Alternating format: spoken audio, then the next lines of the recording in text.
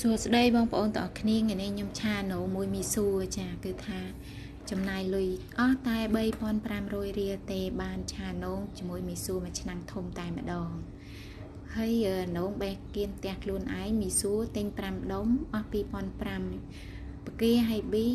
1000ហើយប្រហិតនៅសល់ពីងាក4-5ដុំសាច់ជ្រូកនៅទូទឹកកកម្ដុំចាការ៉ុតមួយកាត់ជាបន្លែជាមួយនឹងអានងការ៉ុតចាថ្ងៃនេះរវល់រៀបអីវ៉ាន់ឲ្យសំណប់ចិត្តផងដែរគឺថាអត់បានទៅផ្សារទេហើយអីវ៉ាន់បានតែម៉ាស់ហើយនឹងសរោមទៅសិនហ្វូមចាំទៅជើងក្រោយមកដល់ដាក់ជូនសំណប់ចិត្តតាមក្រោយណាសំណប់ចិត្តចាគឺថាថ្ងៃនេះចំណាយលុយអស់តែ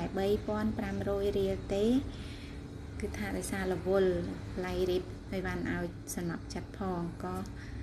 ចាផ្សាយផ្សំបន្លែបន្លុកនៅគៀនផ្ទះចាចាប់ផ្ដើមឆាហើយគឺថាដាក់ប្រេងអូលីវឲ្យក្តៅហើយកន្លោចស្ករដាក់ជាមួយនឹងបង្គាក្រៀមចាឆាសាច់ដាក់ប្រេងខ្យងទឹកត្រីរ៉ូឌីហើយនឹងប៊ីចេងបន្តិចទៅចារួចរាល់ហើយប្រហិតដាក់ក្រោយគេបងប្អូនរដងខ្ញុំមើលឆាមីស៊ូហ្នឹងខ្ញុំដាក់តែផ្សិតត្រចៀកកដោហើយនឹងសណ្តែកបដោះបន្លែគេមានពីរមុខនឹងទេតែថ្ងៃនេះគឺថាចាប្លែកបន្តិចមានការ៉ុតហើយនឹងអានងឆាមីស៊ូបានមួយឆ្នាំងធំតែម្ដងក្មេងៗថ្ងៃនេះគឺថាអត់ញ៉ាំបាយទេសល់បាយច្រើនហើយញ៉ាំតែមីស៊ូឆាជាមួយអានងនឹងឯងចាបងប្អូនទាំងអស់គ្នាឆាអានងមួយមីស៊ូគឺឆ្ងាញ់មួយបែបតែតើបងប្អូនចង់ដឹងរសជាតិ